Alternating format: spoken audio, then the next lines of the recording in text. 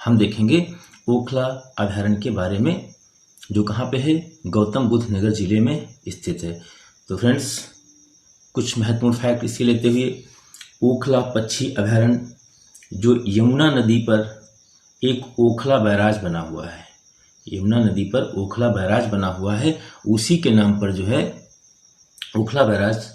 तो ओखला बैराज है तो उसी के जगह पर बैराज के आसपास जितने भी क्षेत्र है, जिसका जितना भी क्षेत्र है, उसी को पक्षी अभयारण्य के रूप में नामित किया गया, चिन्हित किया गया।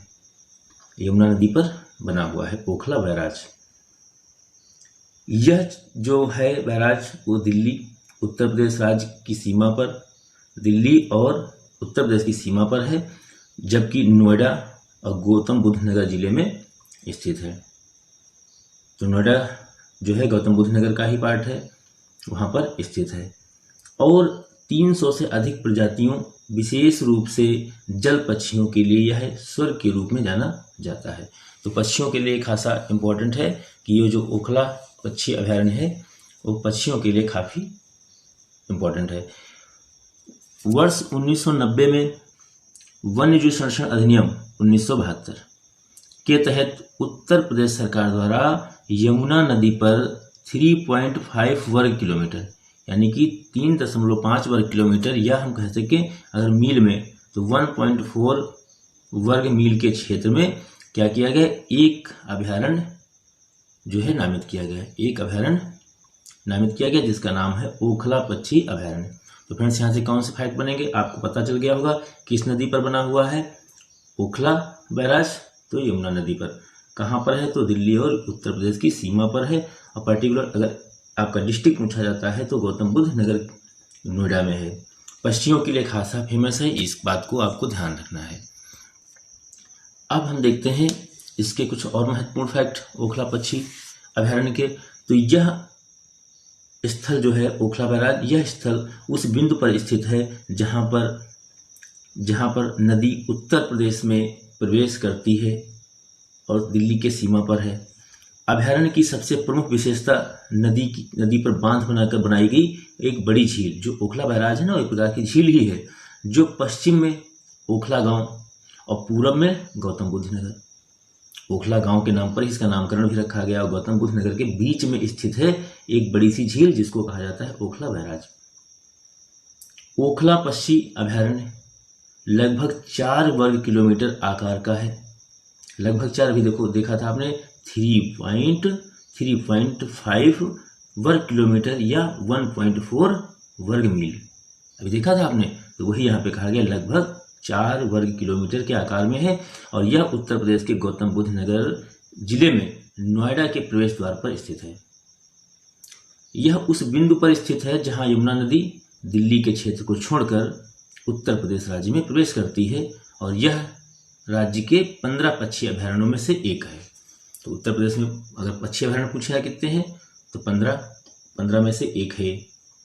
कहाँ पर स्थित है, तो बोला गया ना ये ग्रेटर नोएडा के पास स्थित है। और ये जैसे ही यमुना नदी दिल्ली के क्षेत्र को छोड़ती है और यूपी में प्रवेश करती है, वैसे ही वहां पर बैराज बनाकर इसको बनाया गया है। चलिए नेक्स्ट देखते हैं चंद्रप्रभा अभयारण्य। जो चंद्रप्रभा अभयारण्य है ये फ्रेंड्स क्या है जानते हो, जैसे कि आप, ये सबसे पुराना है, ये अगर पूछा जाए ये उत्तर प्रदेश का सबसे पुराना है ना फ्रेंड्स, सबसे पुराना है चंद्रप्रभा अभयारण्य सबसे पुराना है, जो चंदौली में है और 1957 में अस्तित्व में आया था।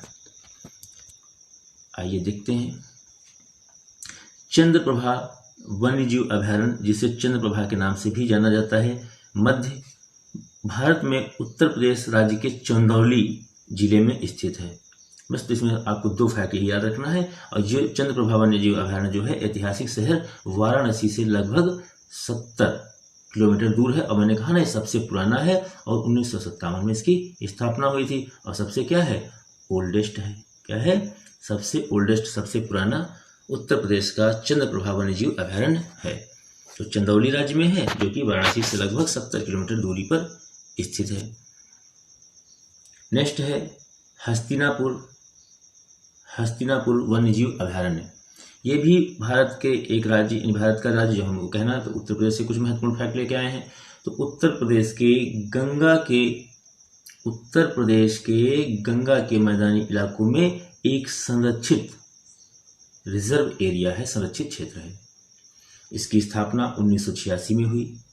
यह मेरठ, मुजफ्फरनगर, गाजियाबाद, बिजनौर, फिर से मेरठ आ गया, कोई बात नहीं, मेरठ दोबारा आ गया तो इसको काट दीजिए, अमरोहा जिलों में 2073 वर्ग किलोमीटर या 800 वर्ग मील को कवर करता है।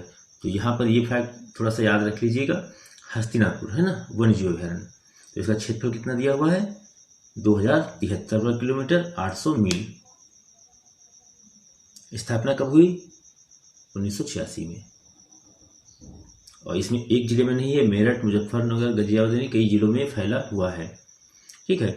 और उचित अधिसूचना के अभाव के कारण इस क्षेत्र को अवैध शिकार और वन्य जीवों के लिए वन्य जीवों के लिए खतरों को रोकने के लिए आवश्यक सुरक्षा नहीं मिल पाई है। इस वजह से थोड़ा यहाँ पर जो जीव जंतु हैं, पक्षी हैं, इन सबको क्या है, थोड़ा खतरा रहता है अवैध शिकार को लेकर के।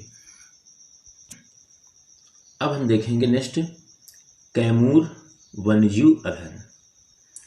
तो फ्रेंड्स, ये दक्षिण पूर्वी उत्तर प्रदेश, ये जो अभयारण्य है वो दक्षिण पूर्वी उत्तर प्रदेश के सोनभद्र और मिर्जापुर जिलों में स्थित है।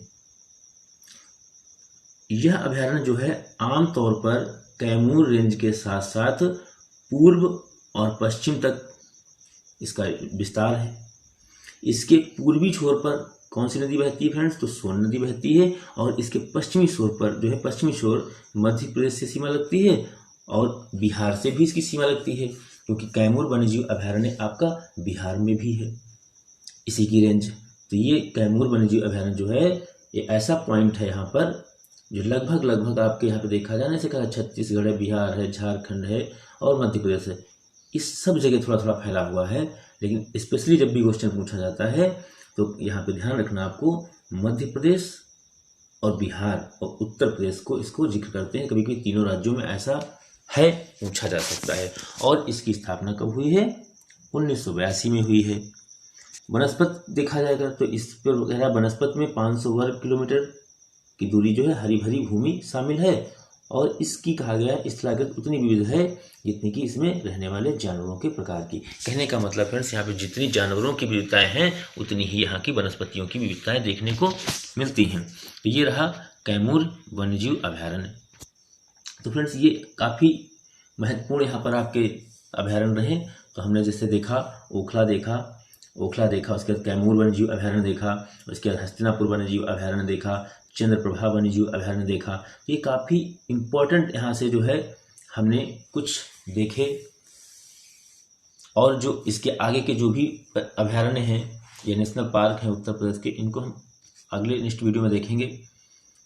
और इस तरीके से एक एक वीडियो को हम ऐसे करके इनिशिएटिव लेंगे कि राष्ट्रीय उद्यान, नेशनल पार्क या वन्यजीव अभयारण्य, इस तरीके से हम इनको देखेंगे। और हमारा एक चल रहा है राज्य दर्शन, जो कि हमने सिक्किम पर पहली वीडियो बनाई है। अब हम इसके बाद सिक्किम के आगे हम नॉर्थ भारत का ही कोई स्टेट लेंगे जहाँ से क्वेश्चन आते हैं।